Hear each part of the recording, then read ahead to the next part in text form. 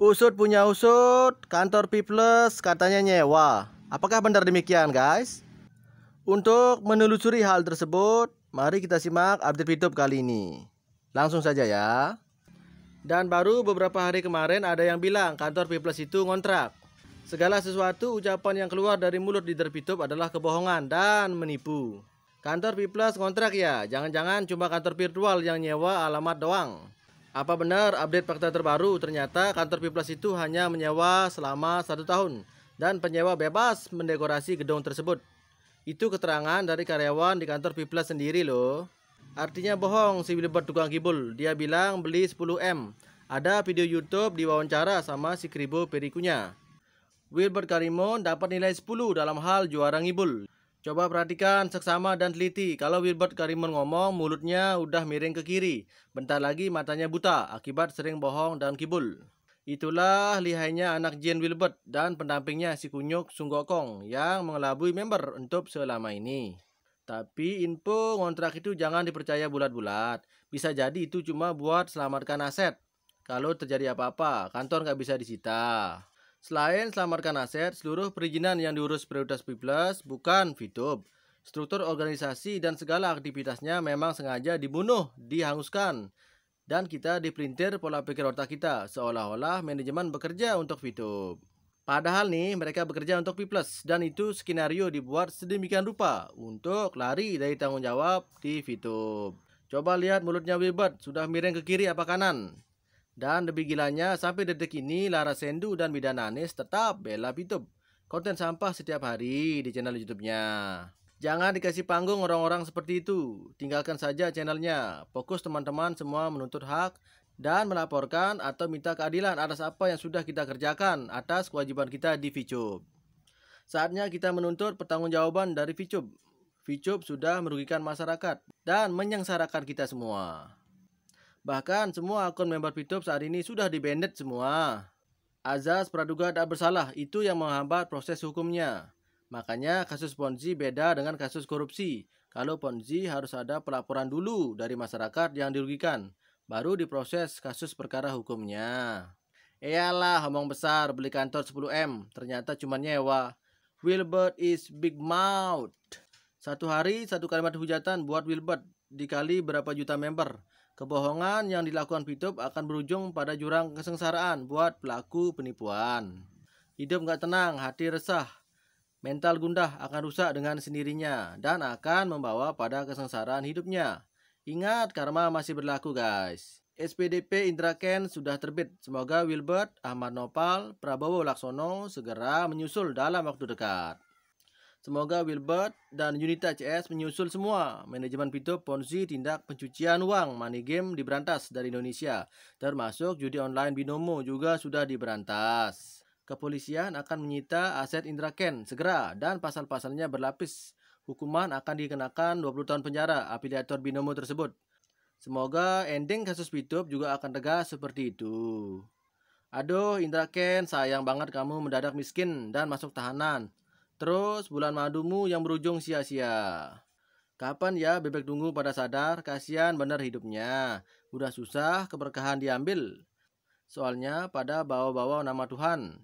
Effendi Larasendu membahas jaga kesehatan di kontennya.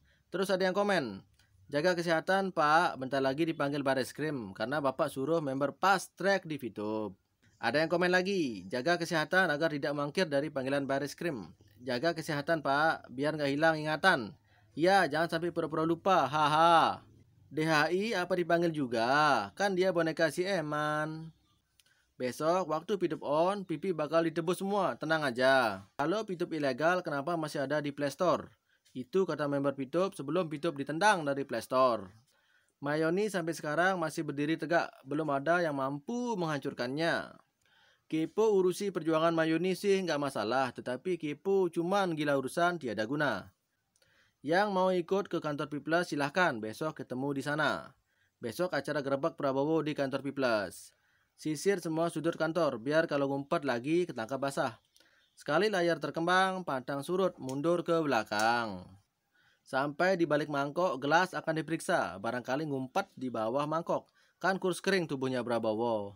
Ha! Gimana guys? Dari keluh kesah dan curhat VTuber di atas sudah jelas ya. Memang benar bahwa kantor Peoples itu cuma nyewa, bukan dibeli dengan harga 10M. Gimana pendapat Anda, brother? Silahkan komen di kolom komentar. Investor 3 triliun, 6 bulan langsung ludes dananya. Nggak ada yang fast track itu, semua main gratisan. Masih percaya Pitup On, mampu perusahaan bayar membernya? Kalau ada yang bilang mampu bayar, coba tunjukin bukti rekening PT Future Biotech.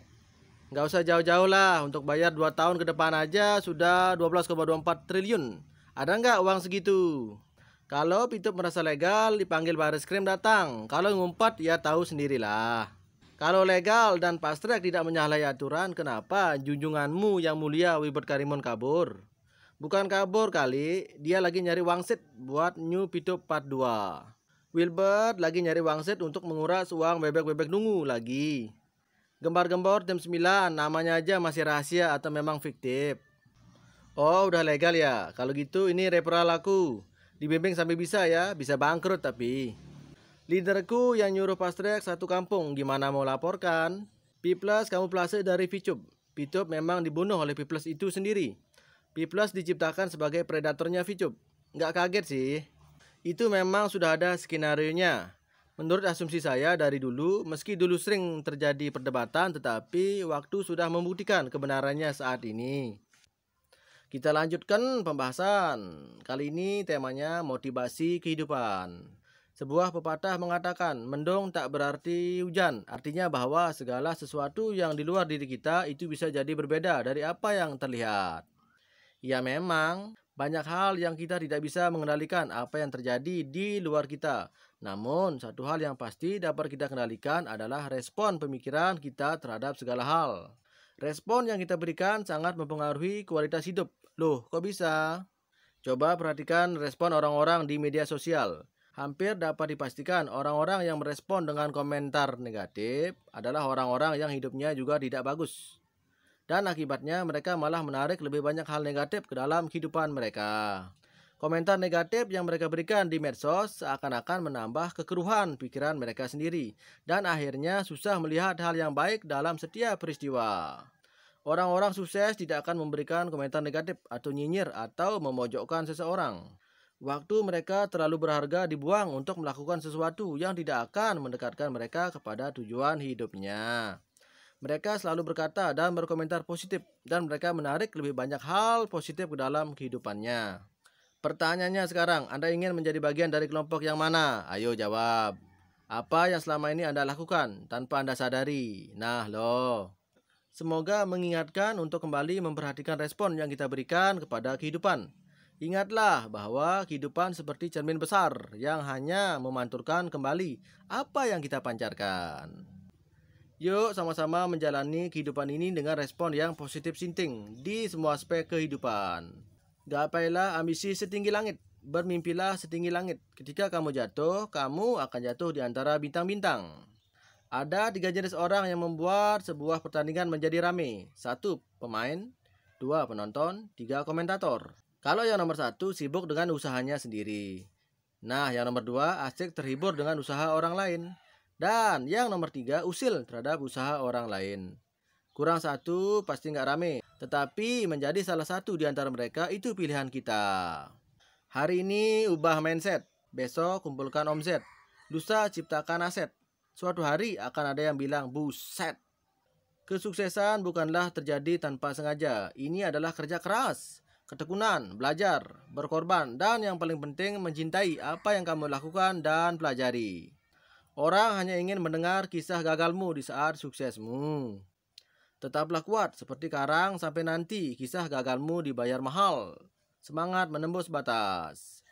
Jangan bertanya apa yang sudah bangsa ini berikan untuk Anda, tapi tanyakanlah apa yang sudah Anda berikan untuk orang-orang yang Anda cintai saat ini. Setiap pribadi memiliki potensi pertumbuhan beberapa kali lebih banyak ketika mereka menginvestasikan energi dan waktunya untuk mengembangkan kekuatan mereka daripada mengoreksi kekurangan mereka. Menuliskan impian, jangan pernah takut gagal. Segagal-gagalnya Anda telah sukses bermimpi, ya kan? Hanya ketika kita mengambil peluang, hidup kita membaik. Risiko awal dan paling sulit yang perlu kita ambil adalah menjadi jujur. Tema selanjutnya, membangun potensi diri. Setinggi apa gunung yang akan Anda bisa taklukkan? Itu tergantung seberapa besar mental Anda menatap kaki gunung dan melihat puncaknya. Posisi puncak butuh mental baja saat memulainya. Perlu sikap tegas dan tekad bulat untuk menaklukkan semua tebing dan jurangnya. Bukan mental kerupuk, kena tekanan dikit langsung kriuk, dan kena angin dikit langsung melempem. Saya sendiri menyaksikan orang-orang yang gagal dan surut perjuangannya di saat mendaki. Kenapa? Sederhana sebenarnya bahwa untuk sampai puncak mereka mengharapkan jalan yang landai, bukan jalan yang menanjak terjal. Mau kemudahan tanpa menghadapi penolakan dan nyinyiran haters itu mustahil. Persiapkan mentalmu kawan.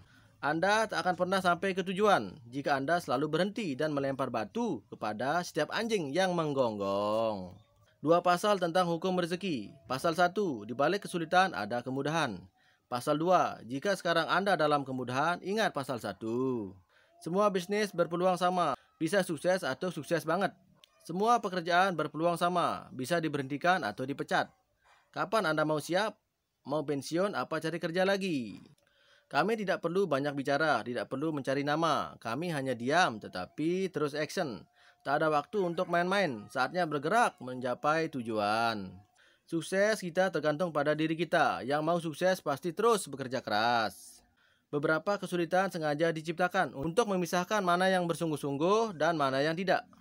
Anda luar biasa karena telah memiliki tekad yang kuat untuk sukses di bisnis picup. Sambil menghidupkan silaturahmi dan mengukuhkan kekompakan dalam menjaga kerukunan antar pidubers dan kekompakan dalam menjaga komunitas yang ada dari perusuh dan pengacau. Sekali lagi, Anda semua luar biasa, hebat, tangguh, dan pemenang sejati.